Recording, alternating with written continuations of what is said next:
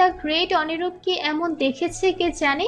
তবে মেয়েটার মুখটুকু দেখা যাচ্ছে, শ্যামলা গরনের ছিমছাম চেহারা, শরীর মেদ হয়তো তেমন নেই, অতটা সুন্দর না হলেই চেহারায় কেমন যেন আকর্ষণ আছে একটা। ছেলেগুলো একে অপরের মুখের দিকে চায়। একটা ছেলে তো বলেই ফেললো, কিরে, খাবি ওকে? আগের কথাটা মাথায় আসতেই ছেলেটা শুধরে গেল, ফাঁকা ঢোক গেল আশার দিকে একবার চেয়েই সঙ্গে সঙ্গে চোখ সরিয়ে নিল। হাসপাতালের একটা বেডে বেহুশ হয়ে পড়ে আছে আশা। আশার হাতের পালস ভ্রু কুঁচকে ভীষণ মনোযোগ দিয়ে দেখছে একটা লম্বা চওড়া পুরুষ। পালস কিছুটা ধীরে চলছে, কিন্তু আশঙ্কা নেই, যেমন ভেবেছে তেমনটাই হচ্ছে। ডাক্তার আশার অসুস্থ মুখের দিকে চেয়ে রইল কিছু সময়, সেভাবেই গাঢ় চোখে চেয়ে পাশে থাকা নার্সকে বলল, জ্ঞান ফিরবে আর কিছু সময়ের মধ্যেই। পাগলামি করলে আমাকে সঙ্গে সঙ্গে ডাকবে। নার্স মাথা দুলালো। জি স্যার। ডাক্তার বেরিয়ে গেল। কথা মতো আশার জ্ঞান ফিরল 10 মিনিটের মধ্যে। আশা চোখ খুলল ভীষণ কষ্টে, সারা গা অবশ লাগছে, মাথাটা ঝিম ধরে আছে, মনে হচ্ছে আশা কোনো নেশা খেয়ে পড়ে আছে বেডে। আশা প্রথমে হাঁ করে সিলিংয়ের দিকে কিছু সময় চেয়ে থাকলো, কিছু বোধ হচ্ছে না আপাতত ওর, যেন একটা ঘোর আছে। কিছু সময় পর সমস্ত নার্ভ কাজ করা শুরু করলো আশার। আপনা আপনি আশা চমকে শোয়া থেকে উঠে বসলো। বেডের চারপাশে পাগলের মতো হাতড়ে দেখে বিড়বিড় করতে লাগলো, টাকা, আমার টাকা, আমার টাকা কোথায়? আশা রীতিমতো পাগলের মতো নিচের আশেপাশে টাকা খুঁজছে। নার্স আশাকে পাগলামি করতে দেখে দৌড়ে এসে আশাকে ধরলো দু হাতে। আশা নার্সকে জিজ্ঞাসা করলো, আপনি আমার টাকার ব্যাগ দেখেছেন? একটা কালো রঙের ব্যাগ, আমার আব্বার টাকা ওগুলো। আব্বা জেলে, আমার আর টাকা। নার্স আশাকে বেডে শোয়ানোর চেষ্টা করে বলল, ম্যাম, আপনি এখানে কোনো টাকা নিয়ে আসেননি, আপনি বেহুশ অবস্থায় এখানে এসেছেন। আশা থমকে যায়, তার সাথে কোনো টাকা ছিল না। তাহলে ওই ছেলেগুলো, আশার টাকা ছিনতাই হয়ে গেছে। এতগুলো টাকা। আশা পাথরের মতো নার্সের দিকে চেয়ে রইল কিছু সময়, তারপর দুর্বল গলায় জিজ্ঞাসা করলো, আমাকে এখানে কে এনেছে? নার্স তাকে শিখিয়ে দেওয়া বলে আওড়ালো, আমাদের ডিরেক্টর স্যার, উনি রাস্তায় আপনাকে বেহুশ দেখে এখানে নিয়ে এসেছেন, উনি আজ আপনার চিকিৎসা করেছেন। আশা চুপচাপ বেডে হেলান দিয়ে বসে রইল।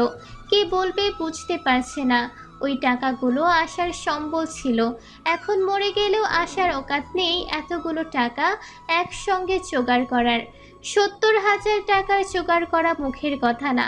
আশা কোথায় পাবে, কোথায় যাবে?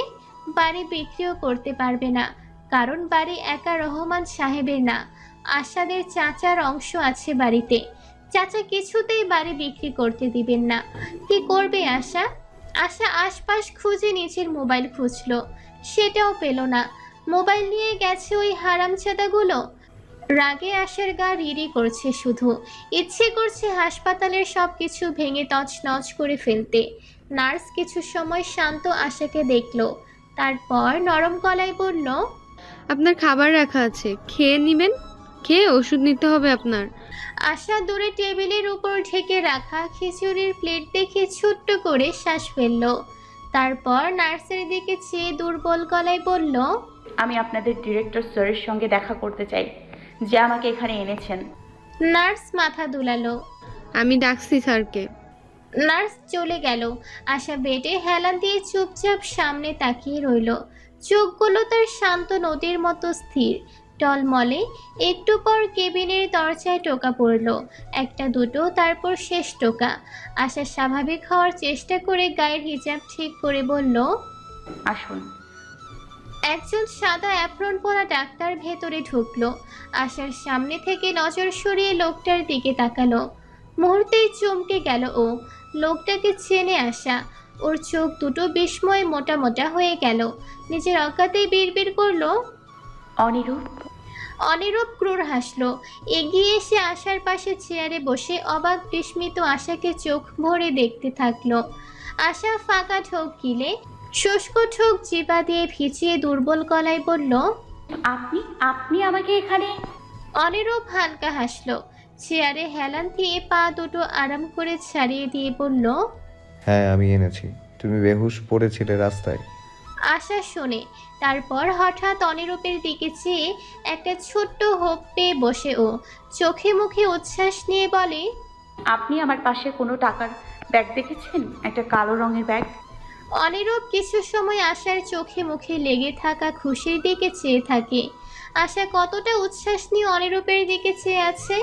অনিরূপ কিছু সময় আশার দিকে চেয়ে তারপর নজর লুকিয়ে জবাব দেয়। না দেখিনি। আশা খুশি খুশি মুখে আবারও আধার নেমে আসে। অনিরূপ সব কিছুই দেখে। আশা আবারও চুপচাপ বসে থাকে। অনিরূপ আশাকে কিছুক্ষণ দেখে নিজেই কথা তোলে, আমাদের আবারও দেখা হলো, হোক বিচ্ছিরিভাবে, বাট দেখা তো হলো। আশা স্থির চোখে সামনে চেয়ে স্নান গলায় জবাব দিল, আমি চাইনি। আমি জানি তুমি চাওনি, বাট দেখা হয়েছে, সেটা স্বীকার করতে হবে। আশা জবাব দিল না। অনিরূপ কিছু সময় আশার দিকে চেয়ে রইল। তারপর এক সময় প্রশ্ন করল, আমার শহরে হঠাৎ কেন এলে?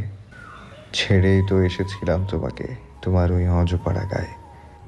অনিরূপ মিথ্যা বলল কি অবলীলায়। আশা থামে, দীর্ঘশ্বাস ফেলে আবারও চুপ হয়ে যায়। উত্তর দিল না। অনিরূপ ধৈর্য ধরে, সময় দিল আশাকে। সে জানে আশা যে সময়টা পার করছে সেটা টাফ একটা সময়। আশা অনেকটা সময় ধীর গলায় বলতে শুরু করে রহমান সাহেবের জেলে যাওয়ার কাহিনী। মোড়লের অন্যায়ভাবে মামলা সাজানো, নিজের বিয়ের টাকা, চেন বিক্রি, সব টাকা ছিনতাই হওয়া, পুরনো ঘটনা সব ধারাবাহিকভাবে বলে। এগুলো আশা অনিরূপকে কেন বলল হয়তো আশা নিজেও জানে না। হয়তো আশার মনের মধ্যে অপরাধ বোধ, আত্মগ্লানি দূর করতে চেয়েছিল। হয়তো আশা ভেবেছিল টাকাগুলো ছিনতাই হওয়ার পেছনে ওর নিজের দায়িত্বহীনতাই দায়ী। আশা সব বলে কিছুটা সময় থাকে। তারপর অনিরূপের দিকে চেয়ে স্নান গলায় বলল, এতগুলো টাকা আমি হারিয়ে ফেললাম, এখন আবার দায়িত্বহীনতার মাসুল আব্বাকে দিতে হবে। ওরা জেল থেকে ছাড়বে না আব্বাকে। কি করব আমি, কি করব? আশা কথাটা বলে দু হাতে নিজের মুখ শক্ত করে চেপে জোরে জোরে শ্বাস ছাড়তে থাকে। আশা কাঁদতে চাইছে না, অথচ নিজেকে শান্তও রাখতে পারছে না। অনিরূপ আশার দিকে চেয়ে রইল। কনস্টেবলের কথা ঠিক, আশা সত্যি সত্যি একদম ভেঙে পড়েছে। নিজেকে শান্ত করে রাখার অসম্ভব চেষ্টা করছে, কিন্তু মাঝে মধ্যেই অস্থির হয়ে যাচ্ছে। অনিরূপ আশার অস্থিরতা বাজ পাখির ন্যায় সূক্ষ্ম নজরে দেখে। তারপর বেশ সময় নিয়ে বলে ওঠে, আমি তোমাকে সাহায্য করব আশা। দু হাতে মুখ চেপে বসেছিল আশা। ফিনফিনে শরীর কাঁপছে থেমে থেমে। অনিরূপের কথা শুনে মাথা তুলে টলমল চোখে অনিরূপের দিকে চাইল ও। অনিরূপের ঠোঁটে তির্যক হাসি, চোখে শকুনি নজর। আশা কিছুটা থমকে যায়, থেমে থেমে অবাক হয়ে জিজ্ঞাসা করল, কিভাবে সাহায্য করবেন? অনিরূপ ক্রূর হেসে আশাকে দেখে। আশার চোখে মুখে স্বল্প হলেও উচ্ছ্বাস লেগেই গেছে। অনিরূপ আশার দিকে ঝুঁকে আসে। আশা স্থির চোখে অনিরূপের ঠিক চোখের দিকে চেয়ে আছে। অনিরূপের চোখ নীলাভ ও চোখের মনে ভীষণ অন্যরকম। ওই চোখে চেয়ে জানতে চায় অনিরূপ কি বলতে চাইছে। অনিরূপ আশার ঠোঁটের দিকে চেয়ে হাসকে আওয়াজে শুধালো, 70,000 টাকা দরকার তোমার? আমি সবটুকুই দিব, তার বদলে। বদলে? আশার ভ্রু বাঁকিয়ে পাল্টা প্রশ্ন। অনিরূপ আশার ঠোঁটের নেশালো চোখ রেখে মিষ্টি গলায় বলল, বিয়ে করতে চাই তোমায়। দ্য গ্রেট অনিরূপ শেখ জয়ের বউ হবে, তার বদলে। সিম্পল। আশা কিছুক্ষণ অনিরূপের দিকে চেয়ে থাকে। পরপর পুরো ব্যাপারটা মাথায় ঢুকে বিদ্যুতের গতিতে আশা চূড়ান্ত রেগে অনিরূপের বুকে ধাক্কা দিয়ে তাকে নিচের থেকে সরিয়ে ফেলে। আশার হঠাৎ ধাক্কায় অনিরূপের এপ্রনের বোতাম খুলে নিচে পড়ে যায় একটা। অনিরূপ মাটিতে পড়ে থাকা বোতামের দিকে চেয়ে হালকা হেসে আশার দিকে চায়। তার চোখ মুখে আত্মবিশ্বাস। আশা রাজি হবে সেটা জেনে সে আগে থেকেই জানে। আশা এখন রাগ করছে, সেসব নস্যি লাগছে অনিরূপের কাছে। আশা অনিরূপের অমন হাসাহাসি মুখ সহ্য করতে পারছে না। রাগে কাঁপতে কাঁপতে বলল, আমাকে 70,000 টাকায় কিনতে চাইছেন আপনি? আর কত নিচে নামাবেন আপনি বলুন তো? অনিরূপ আরাম করে চেয়ারে হেলান দিয়ে বসলো। ভীষণ ধৈর্য নিয়ে আশার দিকে তাকালো, যেন সে জানে আশা রাজি না হয়ে যাবেটাই বা কোথায়। অনিরূপ হালকা হেসে বলল, কিনতে চাইছি? বলো বিয়ে করতে চাইছি। আশা রাগের রীতিমতো অন্ধ। হাতের স্যালাইনের নথ খোলার চেষ্টা করে বলতে থাকলো, অনেক করেছেন আমার জন্য। এখন বিয়ে করে আমার লাইফ আর জাহান্নাম বানানোর কোনো দরকার নেই। Thank you. আশা অদক্ষ হাতে স্যালাইন খোলার চেষ্টা করছে, যার ফলে হাত থেকে রক্ত পড়তে শুরু করলো। আশার হাতে রক্ত দেখে অনিরূপ চমকে উঠে দৌড়ে এগিয়ে এসে আশার হাত চেপে ধরলো। তারপর ধীর হাতে যত্ন নিয়ে স্যালাইন খুলে দিল। আশা এই সময়টাও রেগে অন্য পাশে চেয়েছিল, একবারও অনিরূপের দিকে ফিরেও চায়নি। ঘেন্না হচ্ছে এই মানুষকে দেখতে। অনিরূপ স্যালাইন খুলে অপেক্ষা করলো। আশা বেড থেকে দুর্বলভাবে উঠে দাঁড়ালো, গায়ে এখন অনেকটাই বল পাচ্ছে।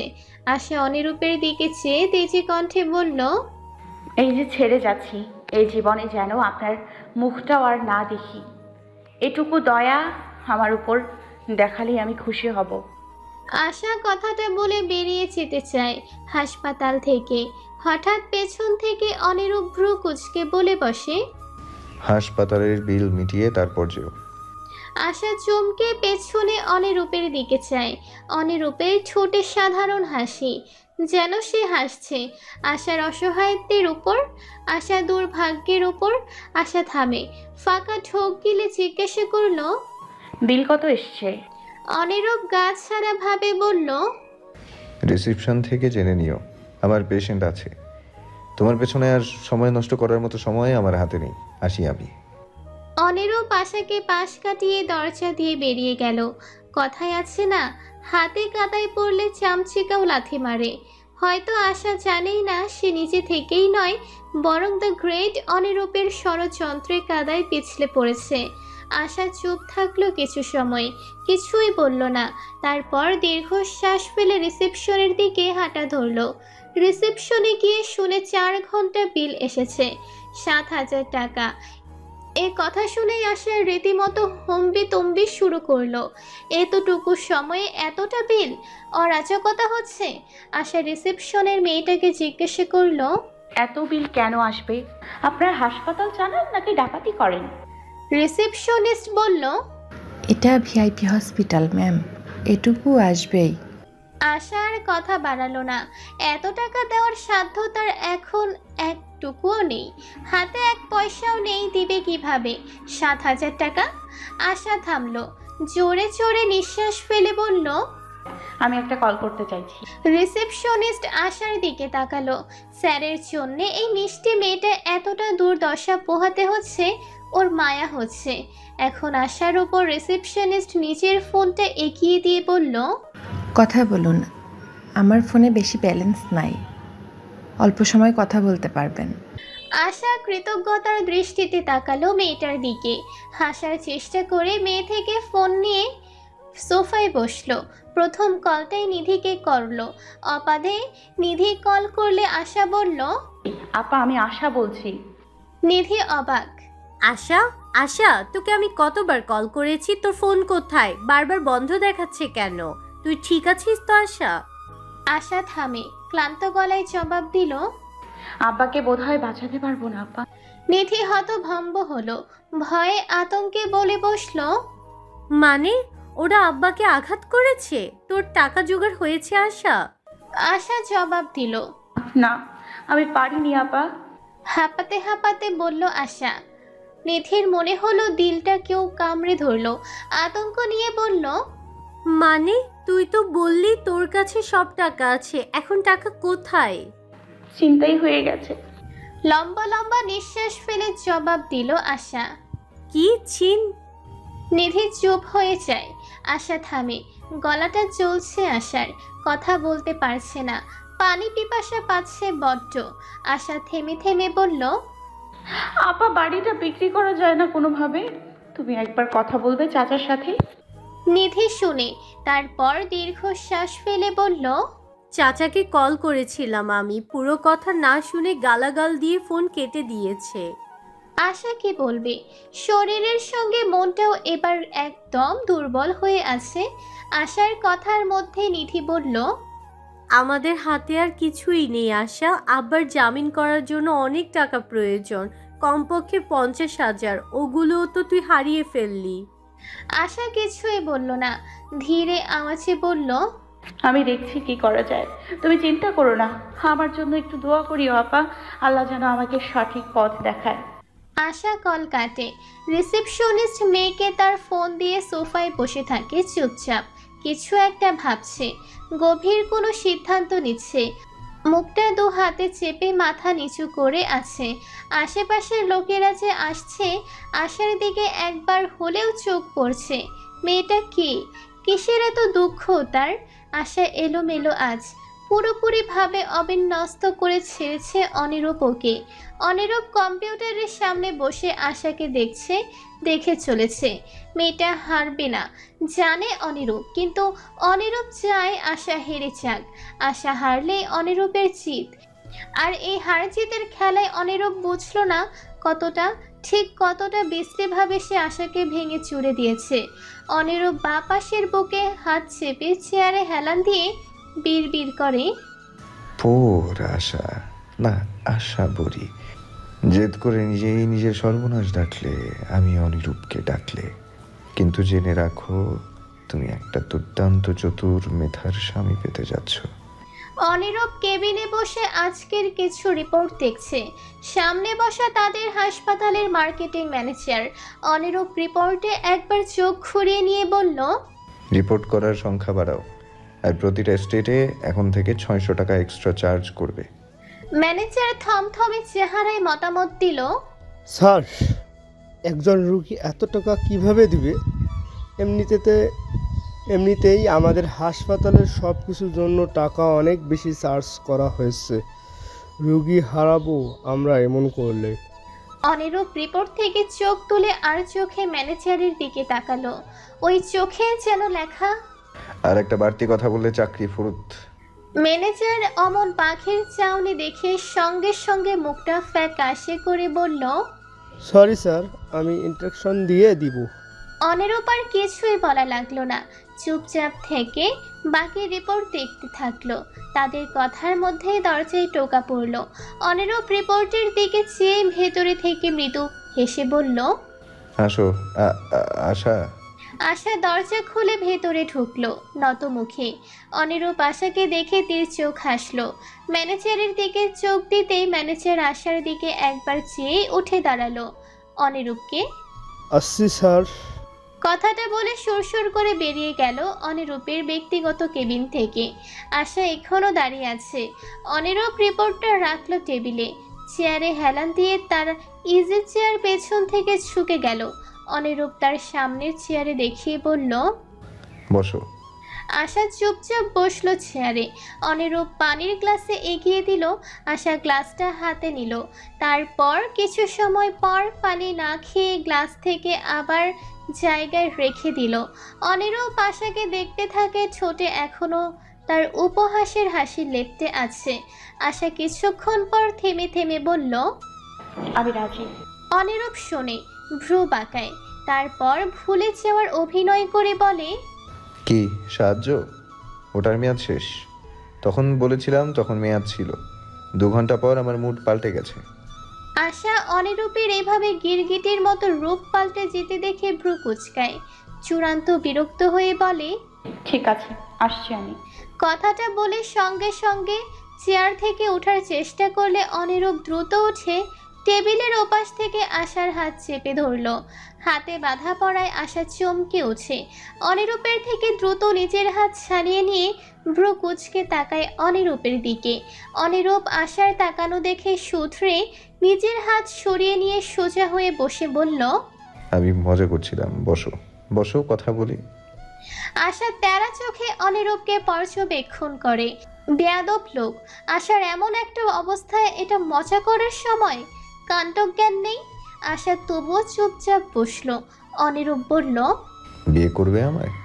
কি সুন্দর একটা বাক্য, পবিত্র একটা প্রস্তাব।